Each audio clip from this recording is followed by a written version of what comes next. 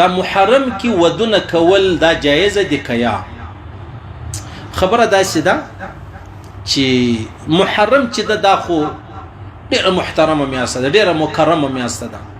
په دې کې ودونه نه کول ولې دا زموږ خلک نه کوي؟ علیحده زما ډېر ښه ملګري شته چې هغه مطلب شادي حالونه لري، دا د ودو چې کوم مطلب سیزن دی، په دا شپو کې د دې هغه سیزن چې دی هغه آب سي، هغه ختم سي، دا الله سورجي یا بلکې دا میاشت ټوله چې د دې ودونه مدونه نه کیږي. ولې نه کیږي؟ زموږ خلکو خاص کر زموږ د سپینسرو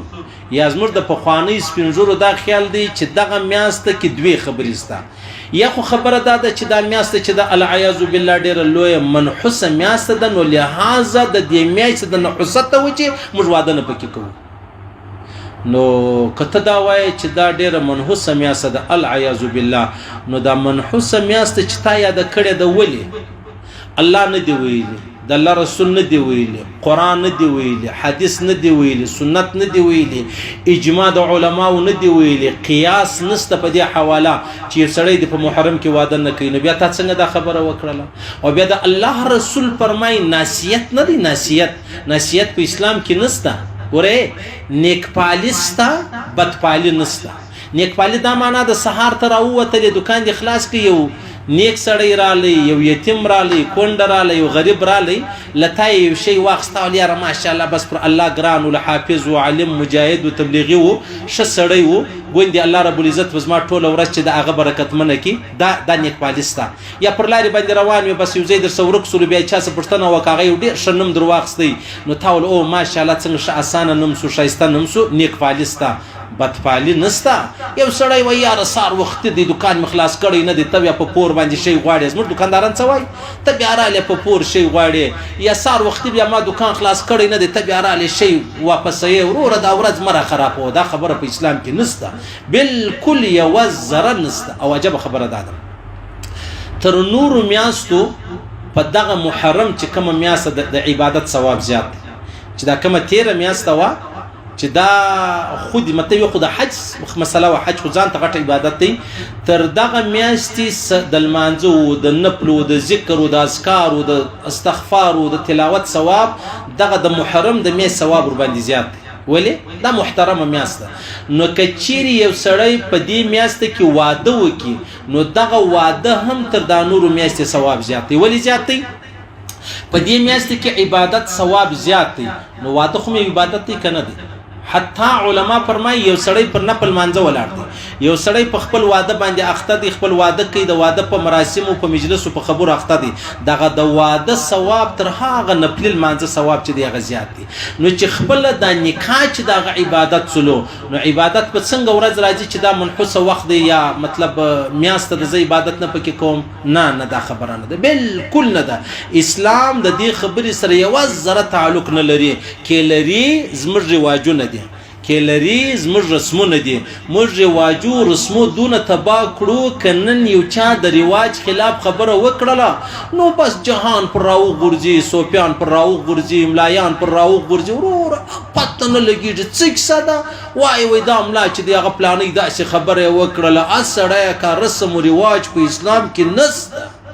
نه رسم سته نه رواج سته. که رسم و رواج وای په خدای قسم که و محمد رسول الله مبارک ته ضرورت پېښ سوی وای چې الله رب العزت راستولی وای. نو لهذا خبره دا ده کم سړی چې دغه میاشت منحوسه بولي، دا ډېره لویه ګناه ده او دا ډېر لوی، الانکې دا حلال و حرام د الله اختیار دی. تا ته دا اختیار چا درکړي چې په دغه شپو کې واده حلال دی، په دغه کې حرام دی؟ تا ته اختیار چا درکړي؟ او بیا جبه خبره دا ده چې د شب قدر په شپه باندې واده کولی سي، په روزه کې کولی سي، د اختر په ورځ یې کولی سي، نو په محرم کې ولې نه سي کولی؟ بیا محرم خو داسې نه دی چې د امام حسین سره تعلق لري. دا د امام حسین سره بغیر که امام حسین الله نه وی پیدا کړی له دا میاشت دغه رقم محترمه میاشت وه. بیا بله خبره دا ده چې دویمه خبره، اوله خبره خو دا سوه چې دا منحوسه بولي، نعوذ بالله. بله خبره دا ده چې دا د غم میاشت ده. څنګه د غم میاشت ده؟ امام حسین رضی الله تعالی عنه په دې میاشت کې شهید شوی دی. نو چې امام حسین په دا میاشت کې شهید شوی دی یا په دا ورځ شهید شوی دی، نو دا د غم ورځ سوه. ټیک سید د غم ورځ سوه. نو جناب نبی کریم صلی الله علیه وسلم مبارک په کومه ورځ وفات شوی دی، هغه ورځ ولې نه ده د غم؟ ګر څه ته در په یاد درځي، په یاد درغلې ده، په دا ورځ تی ګرځه کړي څه دي په دا ورځ تی کړي څه دي زه خو دې جهان ته ډیر حیران یم خو ډیر په ډیر خبرو باندې کار نه لرم زه خپل یو واجب مزاج دروښه موږ په حج کې ونه په حج کې بیا یو ځوان را باندې پیر سو د لندن سره غلیو بیا لاوال سره وسو مجلس سره وسو د ویل زه په خوا بریلوي ول بریلیت مزاج زما مطلب بیا ما وخت ولګوي په تبلیغ کې زه تبلیغي سولم نو هغه سلسله او خبري مبري مطلب بریلیت چې دی هغه صفات سو ما جب خبر ورته وکړه ما ورته توس دیو بندي سولې دولو ما ورته توس مطلب بریلیت پرې شوې دولو ما نو یو خبره به زه دروښم دا خبره خپل ک دول څنګه مال تا چې په بریلیت کې کم درودونه پر جناب نبی کریم صلی الله علیه وسلم مبارک ویل هغه پرېږدم یو خو هغه چې د شریعت خلاف یو هغه چې هغه د سنت خلاف نه خودي یعنی درودونه خو موږ الحمدلله مسلمانان ټول وایو بریلویان چې څومره درود شریف پر پیغمبر علی السلام مبارک وایي هغه موږ نه وایو سید دا کنفرم خبره ده نور ځان ته خبره ده چې زه څوک یم ته څوک یې زه څنګه یم ته څنګه هغه ځان ته خبره ده او بل خبره ده چې څومره مینه او محبت شیګان د اهل بیت سره لري سنیان هغه مینه او محبت نه لري نو ستاسو څه فکر دی دا مینه او محبت اوس غلط کار دی شکار دی ما و دی بریلویت چې اوس دی وبندي سوی وو بریلویت چې پاتې سوی وو مارته ویل تا چې کم درودونه پر پیغمبر علی السلام مبارک ویل هغه چې پرې نږدې ډیر خوشاله شو ماشاء الله الحمدلله مولوی صاحب زید څونه یعنی ماته د څومره شایسته لار را وشوله په خو به ما درودونه ویل و درودونه را صفات سنن نه د الله رسول فرمایي چې څومره درود وای د قیامت پر ورځ و ماته د غمر را نږدې وز دا ما خبره کوم بده خبره یا نو مولوی صاحب دا تا څنګه خبره وکړه دا نو په کار اسې د ټیک ته زم قبر لازم تم چې په قبر کې لمام پښتنه کیږي لتان کیږي نو بیا خبره دادا چې دا د غم میاسته د توای نو امام حسین شهید شوی دی نو پیغمبر علی السلام مبارک چې وفات شوی دی پاغه کې څه چم کوي هغه ورځ دی په یاد کې نه دی په یاد امام حسن چې شهید شوی دی بیا په هغه ورځ باندې څه چم کوي بیا وفات شوی شهید شوی دی دا غره کوم ابو بکر صدیق را واخله رضی الله تعالی عنہ حضرت عمر فاروق نه دی کم محرم دی حضرت عثمان را واخله حضرت علی را واخله رضی الله عنهم بیا څه چم کوي او بیا بل خبره ده په اسلام کې ما ته د خوشحالي لارم شول سوي ده ما ته د غم لارم شول سوي ده خوشحالي خپل ځای لري غم خپل ځای لري حتی علما فرمایي چې دا سوق نه دی دا غم مناول المنزل نو دا یو د زنانې د پاره چې خاوین دی وفات سي دا نه سنگار کولای سي نه بل کولای سي نه بل کولای سي نه بار وتلی سي نه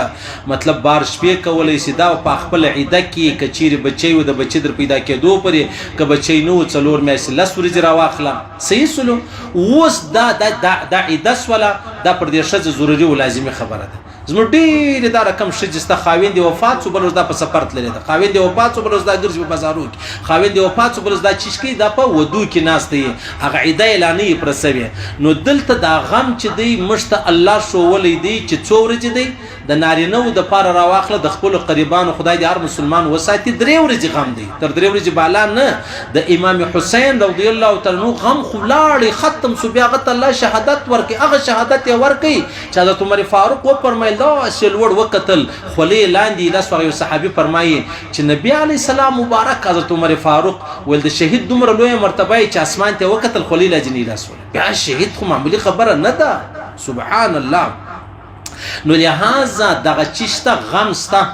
غم د شجې د پاره چې خاوین دی خدا مکه وفات سلو یا دغه کوم یو قریب دی چې وفات سلو دغه غم ستا درې ورځې پاتا وکړه دغه په اخوا بیا غم نستا نو دا میاسته منحوسه هم نه ده او دا میاسته غمګینه هم نه ده کدن هغه تیر سولا او کدن حسد خبرې کوي د اسلام سره تعلق نه لري او دا د اسلام سره ډېر لوی ټکر دی دا خبرې حضرت علی کرم الله وجهه فرمایي ماته پیغمبر علی السلام مبارک کو فرمایلی اے علی په درو شانو کې به تاخير نه کوي درې خبرې به ځنډې نه اولنۍ خبره چې د منځ ټیم سو فورا منځ وکړه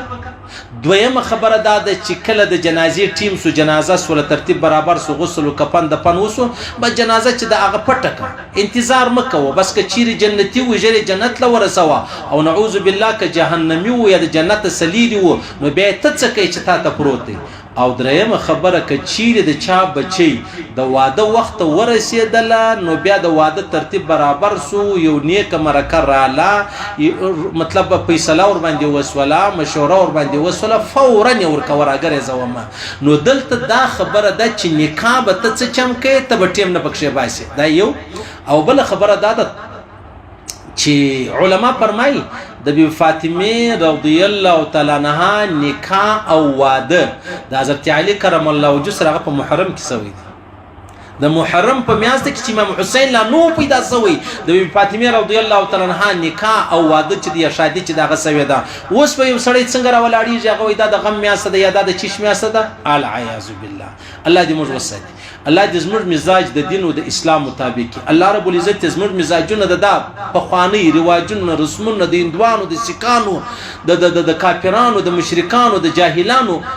د رسمو سره دې الله وساتي او پر هغه رسم باندې الله او ما ته چې یو شی چې دی هغه راکینه نو معنا دا سوال چې د میاشت د واده سره تعلق نه لري کې د محرم په اوله کې په پنځمه کې کې په لسمه کې نو د بل چا اثر پر مش پروت چې هل نو دا پیټه سوي دا هغه پیټه سوي دا نو کدا خبرې نو بیا حق اول د محمد رسول الله مبارک دی چې په کوم ورځ وفات شوی دی باید چې موږ هغه ورځ چې شو کو هغه ورځ غم چې دی هغه